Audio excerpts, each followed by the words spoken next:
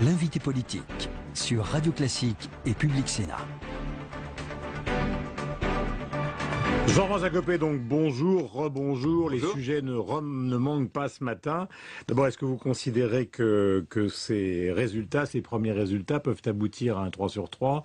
Et deuxièmement, est-ce que vous les attribuez? Et troisièvement, est-ce que vous considérez que c'est une sanction pour le pouvoir en place? D'abord, Vous avez beaucoup de questions pour démarrer, mais on en a beaucoup ce matin avec Je Gilles. suis très heureux évidemment de ce premier tour, mais en même temps, je suis très vigilant. Je rappelle qu'il y a un deuxième tour pour chacun de nos trois candidats, et moi, j'ai appelé dès hier soir, et je le refais bien volontiers ce matin, à la mobilisation totale des électeurs sur chacune de ces trois circonscriptions pour confirmer, si je puis dire, le résultat, et notamment, bien sûr, dans l'Hérault, et puis dans la circonscription de Patrick Devedjian, mais en particulier dans l'Hérault, où Élie Aboud est en tête. Élie Aboud, qui est un de mes amis, qui a fait un travail remarquable sur le terrain, à Béziers en particulier, et qui a fait déjouer le pronostic, puisque vous savez que tous les commentateurs, avec beaucoup d'assurance, prédisaient une percée du Front National, mais ça n'a pas été le cas. Voilà, mais il reste à faire maintenant le deuxième tour, et donc la mobilisation doit être... Mais est-ce que justement c'est une sanction d'abord et avant tout de l'équipe qui est au pouvoir?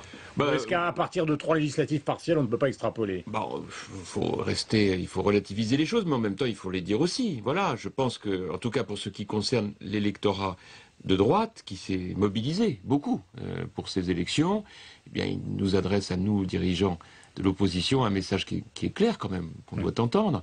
C'est qu'il préfère que l'on soit d'abord là pour s'opposer, plutôt que pour se chamailler. Voilà. Et c'est aussi dans cet esprit que j'ai fait un certain nombre de propositions aussi constructives que possible dans le contexte pour sortir de cette crise qui est disproportionnée. Voilà. Alors, Gilles Leclerc, puisque les sujets ne manquent pas. Juste un mot quand même sur ces partiels. Vous allez vous-même vous rendre sur place, vous venez d'appeler à la mobilisation, parce qu'en effet, il y a un second tour, vous allez aller dans une de ces circonscriptions? Écoutez, je ne sais pas si je vais y aller, on verra bien sûr avec les candidats, si eux-mêmes souhaitent qu'il y ait des responsables nationaux. Moi, je suis à leur disposition, il y a mille manières de... Eux peuvent peut-être considérer que c'est peut-être pas utile. Mais écoutez, vous savez, ça vraiment, je crois que ce qui est important aujourd'hui, c'est que les candidats eux-mêmes choisissent ce qui est le mieux pour ce deuxième tour. C'est une semaine seulement, donc c'est très court. En revanche, ce que je crois très important, c'est que chacun voit bien qu'il y a un niveau de mécontentement dans la population qui est très fort. On ne le voit pas que à travers d'ailleurs ces élections partielles, on le voit aussi à travers les enquêtes d'opinion. Pas simplement d'ailleurs quantitatives, mais aussi sur les sujets, sur l'incapacité du gouvernement socialiste à répondre aux questions, sur les divisions très fortes qui existent aujourd'hui au sein de la majorité de gauche et qui explique tout cela. Et puis, donc c'est une sanction. Vous considérez que c'est une sanction? Je crois qu'en tout cas, pour nous, c'est un message très fort pour nous rappeler qu'on est d'abord là pour s'opposer, pas pour se chamailler, comme je vous le disais dire au fond que les électeurs de l'UMP sont plus responsables et plus adultes que leur chef, finalement? Écoutez, en tout cas, qu'ils nous renvoient à un devoir d'humilité, ça c'est certain. Mais c'est pas moi qui vais dire le contraire. Vous savez, je suis désolé de cette situation nationale, désolé. Tout cela, normalement, devrait... Normalement, je le redis, nous conduire à l'apaisement. J'ai mis sur la table une proposition que chacun pourrait entendre. Je ne vois pas aujourd'hui d'autres propositions alternatives que de dire, écoute... Si François Fillon voudrait qu'on vote maintenant. C'est ça, oui, c'est ce que j'appelle pas de proposition alternative, parce que ça veut dire en clair de me dire, voilà, j'ai peut-être été élu, mais ça suffit pas, donc il faut qu'on retourne aux urnes. J'ai un moment où il faut quand même que chacun accepte l'idée que la main soit tendue. J'ai tendu la main après avoir été élu, proclamé, en disant, écoutez, je propose même de réduire la durée de mon mandat, mais de conserver une unité et un rassemblement jusqu'au municipal qui sont dans 15 mois.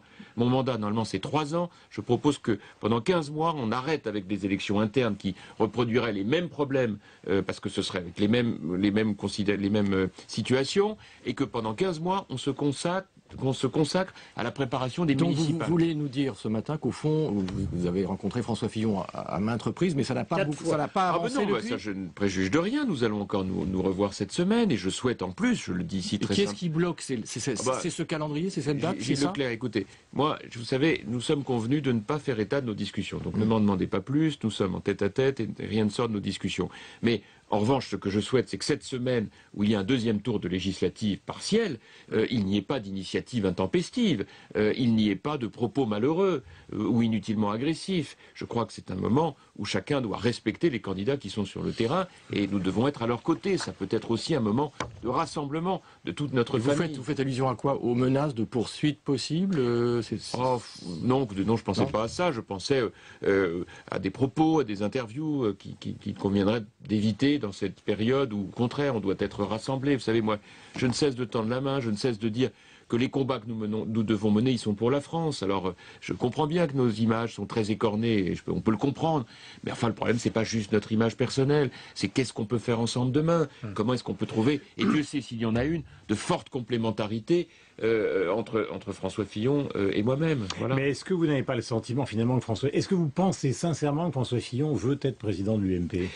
Mais ça, je ne sais pas, c'est à lui qu'il faut le demander. Est-ce que tout ça, finalement, n'est pas une manière de faire un pas de côté par rapport à l'héritage sarkozyste, de la même manière que Nicolas Sarkozy avait fait ça avec Jacques Chirac, pour essayer de retrouver une virginité, j'y étais mais j'y étais pas, et finalement lancer une campagne présidentielle? Peut-être. Moi, en tout cas, c'est pas comme vous le savez, c'est pas mon point de vue. Moi, personnellement, je ne suis engagé, et je l'ai dit dans toute ma campagne, que pour une seule chose, faire une vague bleue en 2014. Après, nous rebattrons les cartes, puisqu'après, il faudra se préparer aux primaires pour 2016 et l'élaboration surtout d'un projet d'alternance. Mais la première étape, quoi qu'il arrive, c'est de gagner 2014 les élections locales. Nous ne pouvons pas prétendre, comme certains le disent, gagner de manière automatique en 2017, quelle que soit la politique de M. Hollande. Il faut dès maintenant être utile sur le terrain vis-à-vis des Français.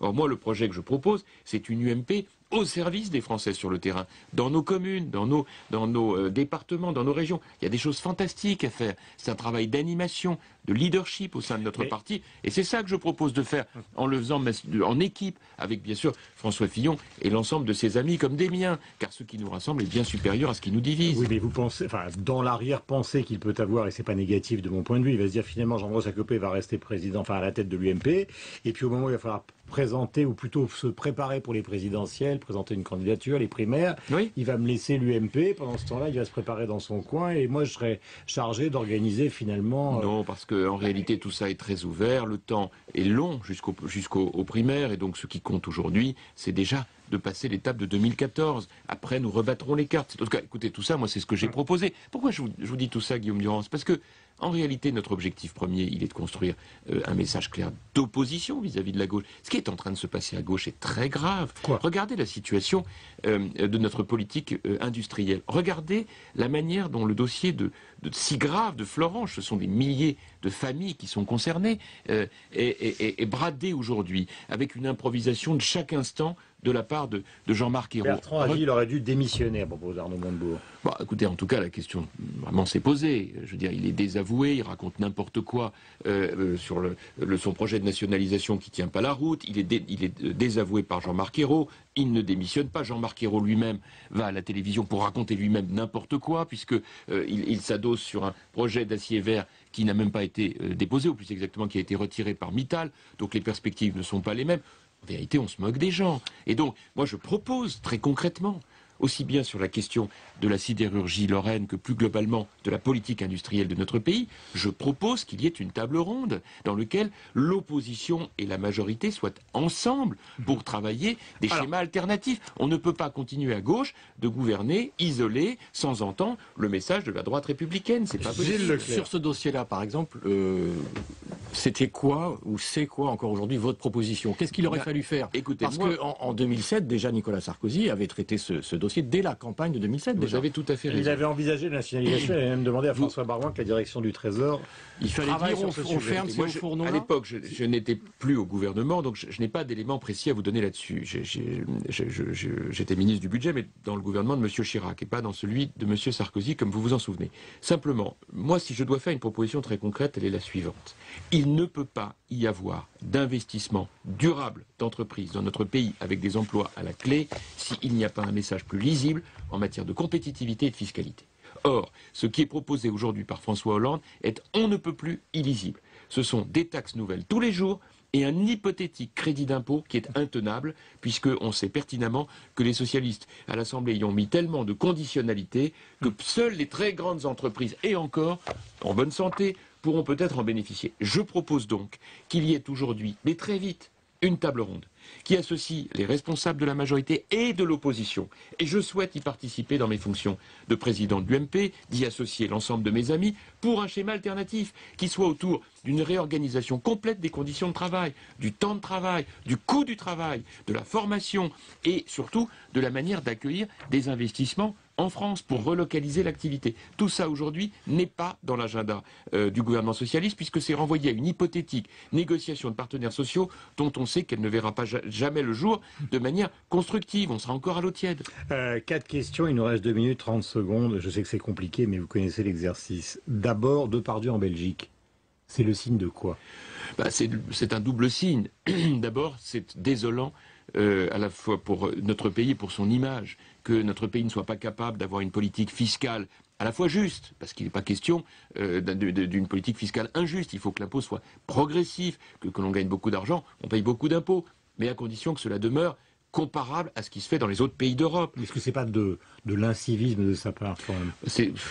Quel que soit le terme qu'on emploie, c'est très regrettable, bien sûr. Mais ce que je demande, c'est que chacun comprenne vous le que ce désapprouvez phénomène. ou pas, cette démarche? Et je le regrette surtout. Moi, je n'ai pas de jugement à porter sur le choix de chacun, mais je le regrette profondément. Ce que je veux simplement vous dire, c'est qu'il y a derrière ça une réalité.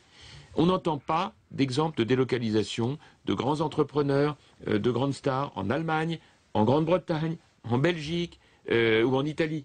On en entend en France. C'est donc bien quelque part, oui, je ne parle pas de paradis fiscaux, là je parle de nos pays immédiatement voisins. Donc moi, ce que je souhaite, c'est que nous ayons une politique fiscale qui soit effectivement progressive, que lorsque l'on gagne beaucoup d'argent, on paye beaucoup d'impôts, mais que l'on reste comparable à ce qui se fait dans les autres pays d'Europe. Sinon, ce sera des délocalisations de fortune en permanence, au détriment de ceux qui restent, c'est-à-dire des classes, de ce qu'on appelle les classes moyennes. Une nuit bleue en Corse, Manuel Valls qui reproche aux élus locaux finalement de pas, c'est en substance, de ne pas assez collaborer avec les enquêteurs. Est-ce que vous pensez qu'il a eu raison ou tort de le dire? Enfin, il n'a pas tout à fait dit comme cela, mais je pense en substance. Oui, je pense surtout qu'il faut que Manuel Valls, comme l'ensemble du gouvernement sur la question Corse, ait une politique qui ne se limite pas simplement à des allers-retours à chaque fois qu'il y a une nuit bleue.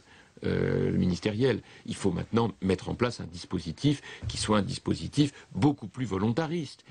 Il y a des messages beaucoup trop contradictoires en matière de sécurité depuis que François Hollande est au pouvoir. Vous savez que tous les gouvernements se sont heurtés à cette affaire. C'est exact. Parce que c'est une insularité, une politique culturelle. Bien sûr, vous avez une omerta. Vous avez raison. Il ne s'agit pas pour moi de donner des leçons. Bien au contraire, il s'agit simplement pour moi de dire que la politique en matière de sécurité, que ce soit en Corse, mais que ce soit sur l'ensemble du territoire national, est trop contradictoire. Beaucoup de paroles, pas assez d'actes. Lorsque on a d'un côté des annonces de recul sur la politique en matière pénitentiaire ou en matière pénale, et que dans le même temps il y a des affichages de volontarisme, ça ne peut pas marcher. Il faut qu'on soit cohérent.